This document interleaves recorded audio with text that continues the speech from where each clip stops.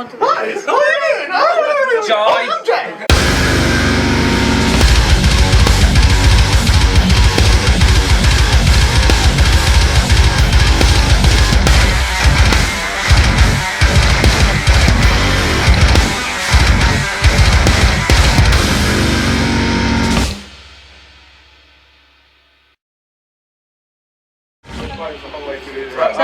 hi guys, how you doing? We're loving life right now. Right meow, we are loving it. So let's start. Yeah, let's just go straight ahead because we don't have much time. So this question is for everyone. How has the tour been so far? Sweet. Awesome! Amazing! Awesome, bro! Structure lessons. Define awesome. Amazing. It's been pretty jizztastic, really. Just right. Yeah. No, it's been jizztastic, yeah, and I think that it's like a community or something like that. Like we've all English? Yeah. I'm just talking like that. No, like it's been awesome, man. I don't know. No, don't pick on me. Like, All right. So this question is Misha. Yeah.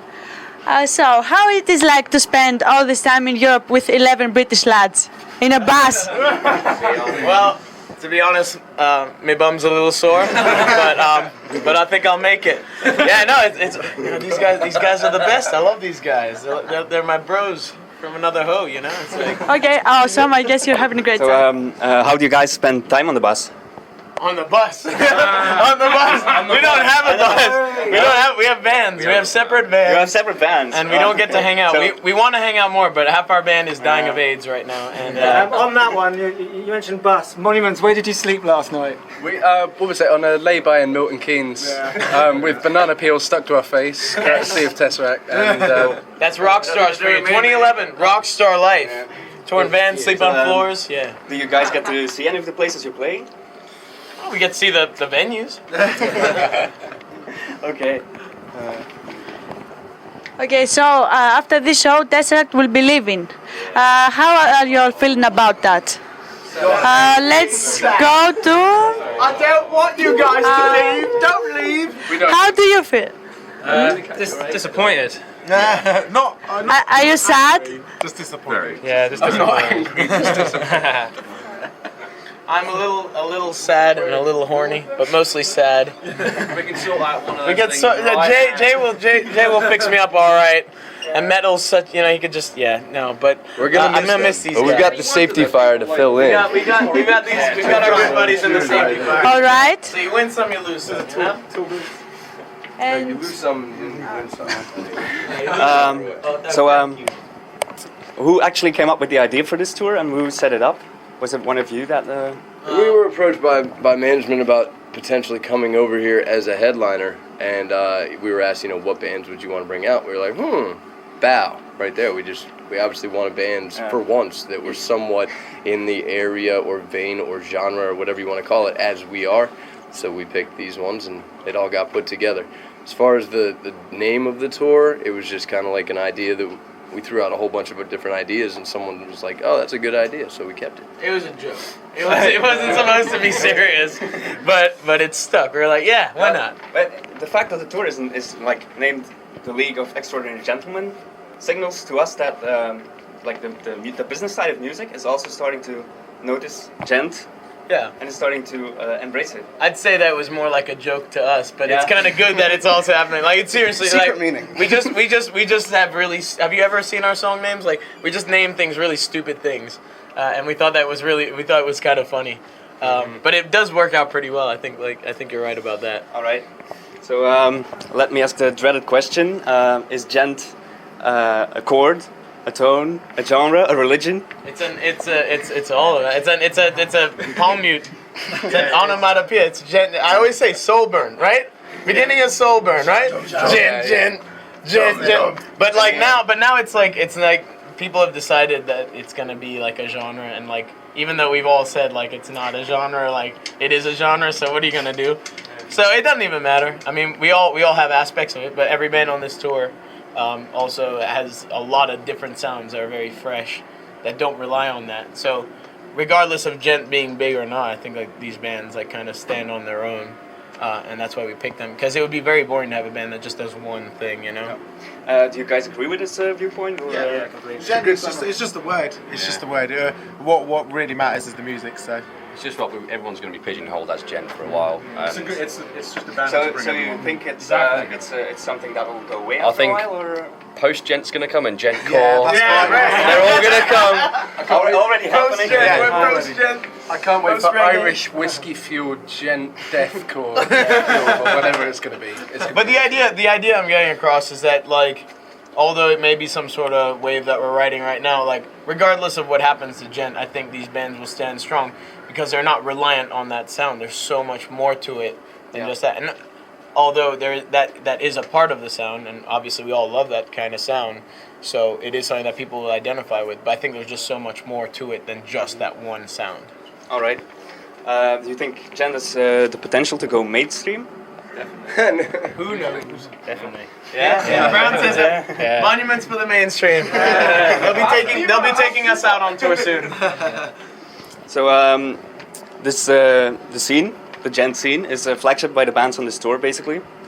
And then next to that, you have Meshuggah, who are credited with starting it all, but they seem to be sort of outside of it. They never really take part in it. I said above it. Yeah, they're like, I suppose, kind of like the gods of Shen, aren't they? Really? Yeah.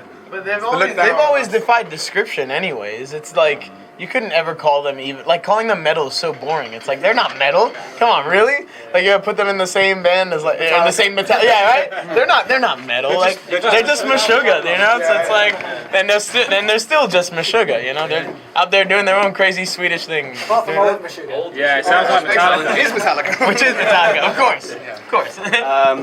There seems to be a proliferation of bands and projects, one-man projects that are citing you guys as main influences, basically. So how closely are you following these musicians? Everyone fell silent. I don't know. I mean, to be honest, personally, I just don't listen to just like I said, like when a band like follows any one sound too closely, it just doesn't do a lot for me. I haven't really been following it just because like I've been kind of burnt out on metal from touring so much with metal bands. So I've been like listening to a lot of other stuff. And I don't know about you guys. It's just hard to keep up with because every fan is a potential creator as well. If they've got a setup in their room and a guitar, they can do it too. So it's hard to kind of know what's going on all the time, you know. But you try and keep up on it, I guess. All right. Do you guys have any tips for these aspiring musicians? Just go for it, man. Keep pushing. Just go for it. I mean, Don't let a blue screen of death, you know. I think my advice would be do it even if nobody listens. I think just do it because you love it and it makes you happy, and if other people love it too, then. I mean, you gotta realize that's how we all started out. Like when we all started out, this wasn't cool. This wasn't cool at all, and nobody understood what we were doing except for like us, because we were like this online community.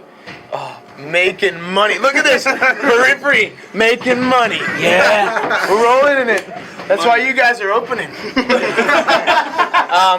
No, but it's like it wasn't cool. It wasn't cool, and like no one got it. It was hard to find members. Just because when you try to find members, no one would understand how it grooves, or they like they think it's like super technical and like try to pick it apart. And you're like, no, it's like really simple. And it's all about the groove, and like. And now it's like it's becoming more mainstream like that. But like we've always done it for the love. There was never any sort of crazy recognition or anything like, oh, we're gonna get huge doing this. Yeah. If I wanted to get huge, I'd be playing pop punk or something, you know. Yeah.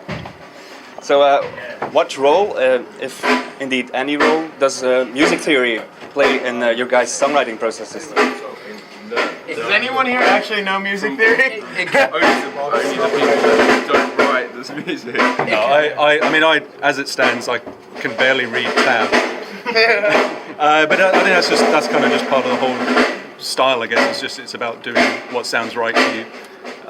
Choosing your ears. It's about forgetting every bit of theory you've ever been taught and just doing whatever sounds right at the time. So many people come up to me and like, oh, you can't do that. And I'm like, but why?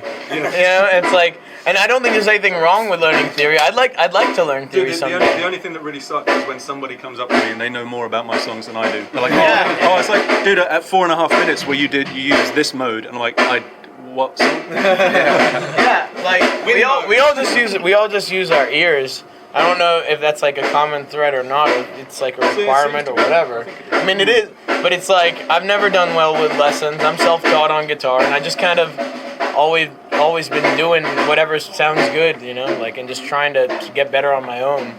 But I can't read music, and like I can't tab anything out. Like Paul said, I can barely read tabs as well.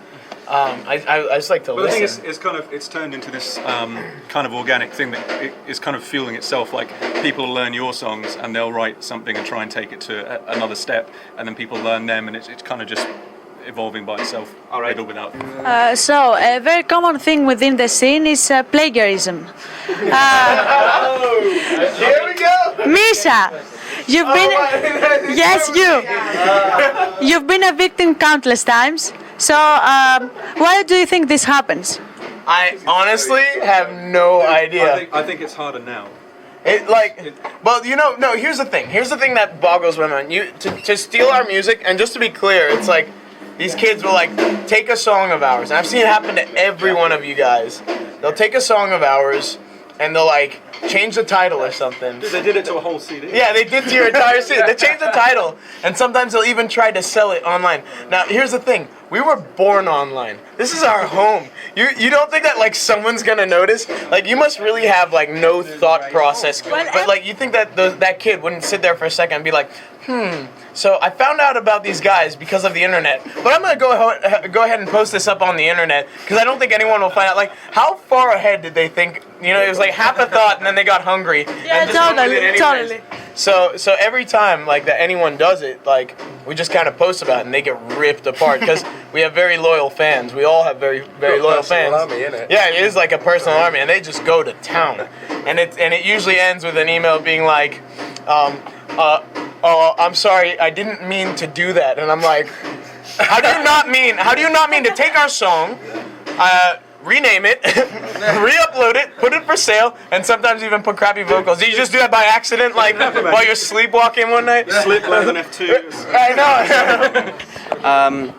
Have you guys ever had something similar happen? Actually, yeah. Like I said, a whole. Yeah, we did. It fell silent. Yeah. Yeah, it fell silent. There was a guy that Lisa Coverdale knows, and he basically got hold of two of Ackle's old demos, which was actually a mixture of TesseracT riffs and fell silent riffs, and put it on the internet, spread it out to loads of people, and then found out later that it was actually our songs that he'd put up. So yeah, it's happened to Paul's entire CD. Yeah, they literally. I was going to ask you about that. They changed the titles. What they did is they tried to disguise the intro, so they changed the beginning of the song. So thinking that I'd check it out, but no, it's not mine. You listen for 5 seconds, it just stops and then kicks into my song. So. You've also had something similar happen where someone used basically your riffs from a construction. Oh, there's that band. Yeah, I was like, I know this. How did that make you feel? It's a complicated one because technically they're allowed to do it. Yeah. But what they're not allowed to do is then say, "Oh, check out my band." And it then got a bit messy because I posted things up and people were like, "Dude, why are you ripping off Seven?" It's like, that was a bit awkward. Seven ripped off Monuments as well a couple of years ago. Yeah, Yeah. The lesson in that is, I did it for money, I guess. I wouldn't do it again. It's just okay. That is, money is the root of all evil. I think he disagrees. What, money? No, I've learned my lesson on the street. I used to sell my body to the night. Money is the root of all evil.